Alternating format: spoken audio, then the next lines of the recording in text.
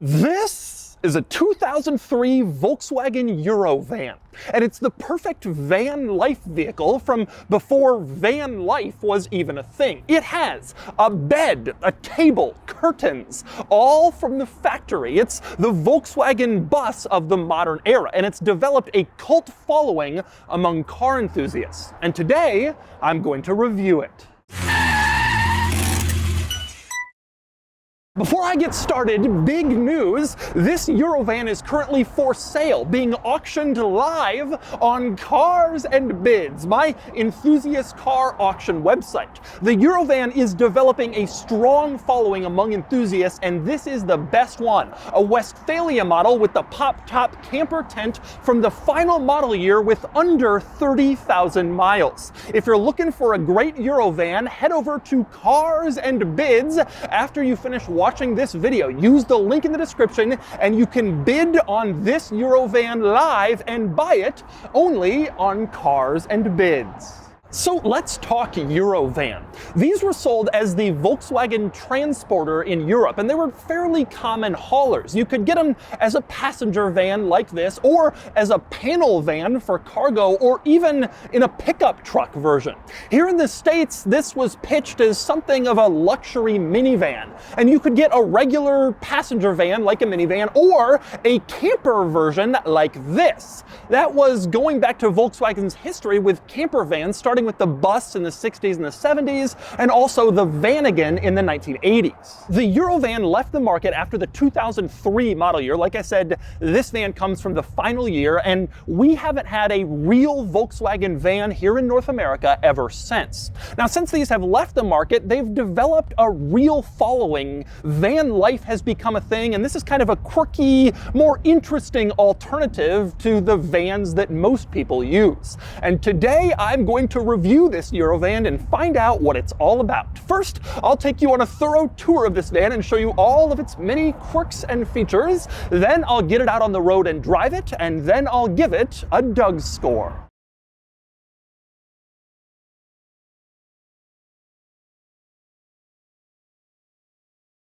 Alright, I'm going to start the quirks and features of the very quirky EuroVan by getting in the back. Now, when you walk up to this van, you can see it looks like a fairly normal minivan, and it has a sliding door like a fairly normal minivan, but when you open the sliding door, you quickly discover this is no ordinary minivan because it has rear-facing seats. You have your third row in back, and then your second row is rear-facing towards the third row, which is very different from a normal minivan. But anyway, next up, let's climb into the back of the EuroVan and figure out exactly what is going on here. Now, this version of the EuroVan was sold in 3 different variants. This is the top-of-the-line model. It was called the MV Weekender, and it included that pop-up camper tent I mentioned earlier, which I will show you in a few minutes. If you didn't want the pop-up tent, you could step down to just the EuroVan MV. That stood for multi-van, and it came with this rear configuration.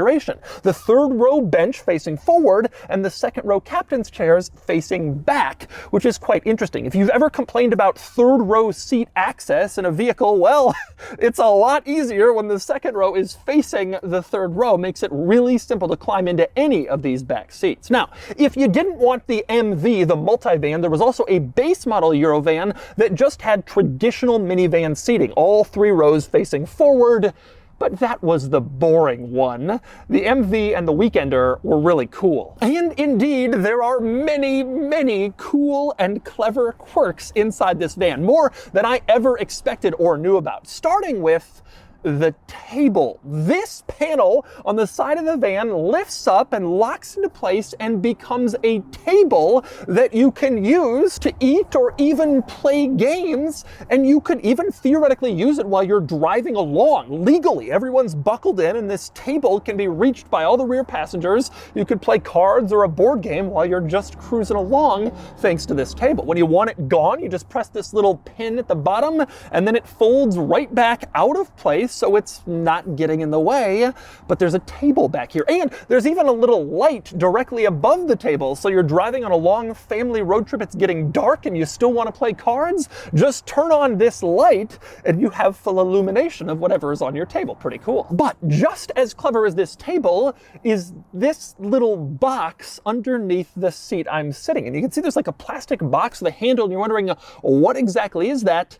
It's a refrigerator. You can use this latch to lift up the base of this seat, and then you have access to a refrigerator under the seat, which you can use to store stuff, giving you full and easy access to refrigerated snacks or sandwiches or drinks when you're on a long car ride, a built-in refrigerator. And speaking of drinks when you're on a car ride, this van came from an era when cup holders weren't really as big of a deal, but Volkswagen realized that people in a vehicle like this going on an adventure would probably want cup holders. And so there are some cleverly placed little cup holders throughout. You can see on the side of the van over here, you fold this panel down and a cup holder is revealed. You actually have two over there just like it, and you have a third fold-out cup holder right here on the other side of the van. So there are several different places where you can put drinks in the back, which, like I said, was kind of uncommon in the late 90s and early 2000s.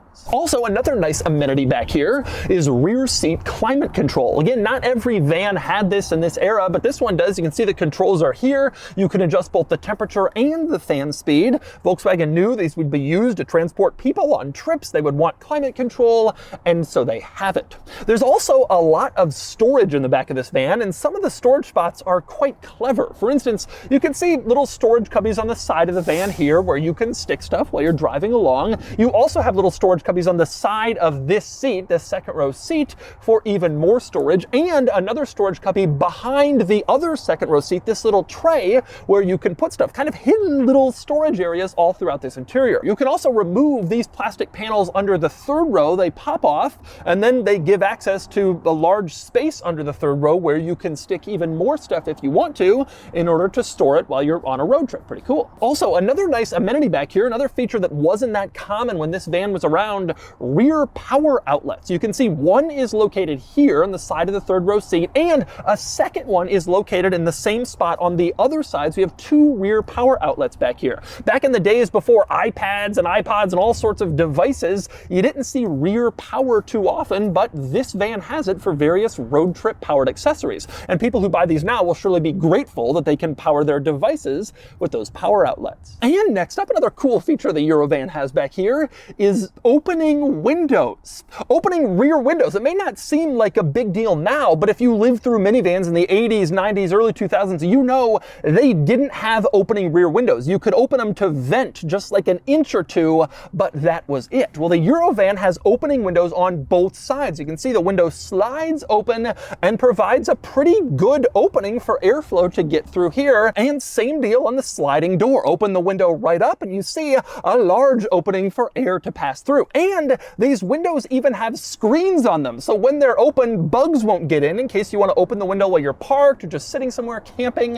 It is a very cool feature, and adding screens, not something you see on most vans. And speaking of the windows, another feature you don't see on too many vans is curtains. This van has curtains on all of its windows. You can see all around the rear of the van, there are window curtains back here, which is a little unusual. And maybe stranger still, the curtains go all the way to the cargo area. In fact, the window on the tailgate even has curtains, which is odd. You can maybe see curtains for the side windows. You don't want light to come in while you're driving along, but why would you need them in back? And since we're asking why questions, what is the deal with this? You open up the tailgate and the cargo area has this like shelf with this padded surface on it. This shelf is not removable, or not easily anyway. It's just kind of sitting there in the cargo area. So why? Well, the answer to both of those questions, the curtains and the rear shelf in the back, is the same. The third row in this van can be converted into a bed. You pull on this latch, you gotta pull really hard, and the entire bottom of the seat slides out, the backrest slides down, and it becomes a bed, a completely flat surface that you can lay on and sleep, large enough for two people. in this van. It's so versatile and practical that the rear seats even become a bed. And so, of course, that's why you need the curtains, because of course you can put them in place while you're sleeping back here in order to keep light out so it doesn't disturb you while you're asleep. And another cool bed quirk is this little light in back. It's similar to the one over the table in the middle that can illuminate what you're doing there. Well, this little light can illuminate if you're in the bed. You want to do a little reading before bed with a night light, you can turn that light on and do it until you want to go to sleep, which is a nice little touch and a nice placement of that light. But anyway, the fact that the rear seats in this van fold into a bed is especially interesting because it is merely the first of 2 beds this van has. Like I said, this is the Weekender model, which came with a pop-up camper tent from well-known RV and camper company Westphalia. And so there's a bed up there also. To access this, you have this little latch in the front near this Westphalia panel. You pull this little latch to unlatch the camper, to unlock it, and then you push on this little switch and the camper just pops itself right up, and now your tent is in place in this van. And you can see there it is. Now the tent is popped and it's held in place by 2 large hydraulics that keep it from falling down on you. And now you have a van that also has a pop-up tent built in on the roof, which is pretty cool. Now, when you get up here, you can see a couple interesting things. For one, there is a padded mattress up here already. So if you don't bring your own, the van comes with one, allowing you a comfortable night's sleep. Also, the sides of this tent are completely lined in mesh, again, to keep out bugs or animals or whatever might get in there, again, giving you a nice night's sleep. So there you go. That's a tour of the 2 separate beds in this van that are designed to sleep up to 4 people, or maybe more if you really wanted to crowd in, and that's pretty cool. You can understand why this van is really gaining some popularity in the world of the van life movement. A Sprinter is massive compared to this. This vehicle lets you sleep 4 or more people in a van the size of a normal minivan. A lot easier, a lot more maneuverable, and simpler to drive in big cities given its smaller size. And next up, another reason why this van was relatively easy to drive around is up here, the large, muscular powertrain. I'm kidding, although compared to earlier EuroVan models, I'm not kidding by that much. This van first came out in the United States in the early 90s, and it was only offered as a camper at that time, and it had a 5-cylinder with about 110 horsepower. Not really all that much power for a vehicle this size. In the late 90s, they upgraded that to a V6, which had about 140 horsepower, an improvement, but not much of one. Finally, in 2001, Volkswagen put in a more powerful V6 with about 200 horsepower. Still not a huge number given the size of this vehicle, but way, way better than previous EuroVan models. And as a result, the 2001 through 2003 EuroVans are the most desirable since they had all of the later changes and upgrades and extra engine power. By the way, one fantastic quirk under the hood I absolutely love. You unlatch the hood and then this little red arrow pops out. Not just some generic latch, but a cute little arrow pointing in to let you know that you're supposed to push it in order to open up the hood. I think that is a wonderful little quirk. And there's a similar one in back on the tailgate. The latch to open it is right here under this little arrow in the center. It's right in the middle, exactly where you'd expect it to be, but they still put an arrow in there to be extra helpful. But anyway, next up, moving up front in this van to discuss some of the interesting quirks and features up here, although there aren't really very many. It's pretty boring up here. Just like a lot of Volkswagen models from this era, the front is largely functional and purposeful rather than quirky and interesting. With that said, there are a few notable items to discuss. For one, I love this warning label on the top of the steering column that reminds you to only drive if the pop-up camper is locked in place. That's a warning label you don't see in too many vehicles, and I especially like the fact that it's printed in German first and English second, as if to give you another reminder of just how weird and different this van was for the American market compared to our normal crop of 90s minivans at the time. Next up, another interesting quirk up here with the climate controls. I love this little button, which activates activates the rear climate controls, and the image is the shape of a EuroVan. Very unmistakable and not a generic car, but actually a EuroVan to turn on the EuroVan climate controls. Love that. Also interesting in this interior, the gear selector. All the EuroVan models from this era had an automatic transmission. The gear selector is mounted on the floor, and so the gear lever itself was very long in order to bring it up to you so you could shift gears, which is anachronistic. You don't see that in modern cars. Now, one other notable item in this interior, there is no glove box in the dashboard, which is unusual, but the engine compartment is so small that they likely needed to use that space for some sort of important mechanical item. But you do have otherwise pretty good storage in the front of this van.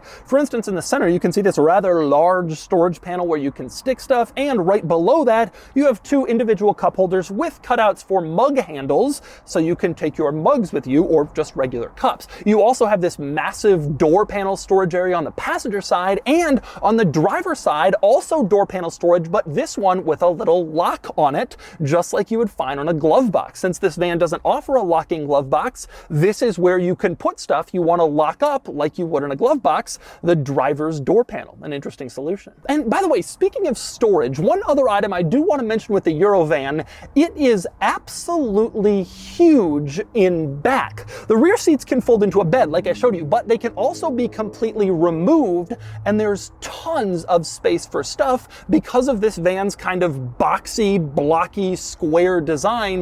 You can get a lot of stuff back here. In fact, you can fit a motorcycle in the back of a EuroVan. There's pictures online of people who have done it, or large amounts of other stuff because there's just so much space. This van is great for carrying cargo, almost like an enclosed pickup truck. And like I mentioned, a lot of them were used that way in Europe. These were sold as cargo vans with panels instead of windows, and so it's a great cargo carrier. Not as attractive, maybe as a 90s minivan with a more flowing design, but the boxiness was very functional if you wanted to carry cargo. And finally, one last item worth mentioning is the owner's manual, which comes in this nice zippered pouch with a little VW logo on the zipper. That's a cool touch. The funny thing about this owner's manual is it is rather German. For one thing, it is a 4-ring binder because of course it is. And the rings don't just pull apart like you've seen every other time in your life. Instead, there's a little switch you push, and then the rings move to the side, and then you can access the individual little owner's manuals, because it has to be just a little bit more complicated than normal. And so those are the quirks and features of the 2003 Volkswagen EuroVan Westphalia. Now it's time to get it out on the road and see how it drives. All right, driving the EuroVan. I have never been in a EuroVan. I have always wanted to my entire life. When I was a kid, I grew up in Colorado, which was always, you know, kind of some weird hippie type travel adventure people. And so you'd see these on the road a lot, but I never knew anybody who had one, and I never got to ride in one or drive one or anything. I didn't know how any of this stuff worked until today, when I kind of checked it out and got to see it all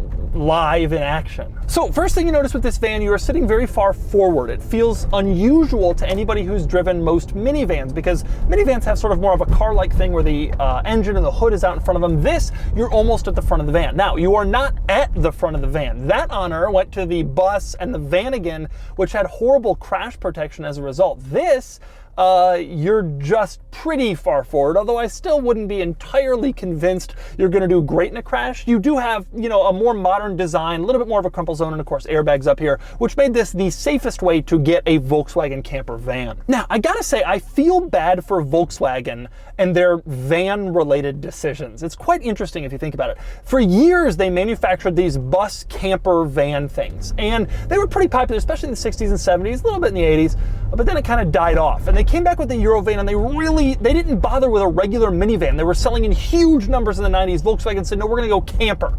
And no one bought this. This was really rare. It was too expensive. It wasn't popular. Nobody bought it. Well, now the camper van has totally taken off. It's the hottest thing in the world. Sprinters are selling for 100,000 plus. Everybody wants one. And Volkswagen is nowhere to be found. They like started and owned and pioneered this segment, and now they're gone. It's a victim of really bad timing. I guess Volkswagen says they're going to be back with an electric van soon, so I hope that turns out to be true. But The fact that Volkswagen isn't here now with a van and the fact that this was so rare are the big reasons that are pushing this to the values that it has. These are selling for $40,000, $50,000, $60,000 in really nice shape because they're just special. You know, you can get a Sprinter for $1 zillion, but then have this unwieldy thing that's hard to drive around town, or you can get this, a purpose-built camper van with 2 beds from the factory. It's kind of like Volkswagen serviceable with Volkswagen parts, and it's relatively easy. Now, driving this van, you know, it's interesting. I did a little research before I came here just to see what the versions were and, you know, what engines went into which years, that sort of thing. And I got on these EuroVan and Vanagon forums, the Volkswagen van forums, and people said when they started putting the V6 in them in the 90s with 140 horsepower, it became fast. And I'm thinking 140 horses in this van was not fast. But by comparison to earlier models and by comparison to the Vanagon, it probably was pretty fast. This version is actually faster than I expected. I always assumed 200 horsepower would be overmatched in this car. I even mentioned that earlier in the video. I actually don't think that anymore now that I'm driving it around. I wouldn't call it fast, but it feels good enough to compete, keep up with modern traffic, and drive pretty well. It's reasonably quick from an acceleration standpoint, which surprised me. The VR6, which is in this car, was always a good motor. Volkswagen used it in a lot of cars at the time, and it's a good engine in this van, and it powers it surprisingly well. I wouldn't want to have to do a lot of highway miles in one of the earlier models. Truthfully, driving this van is quite interesting.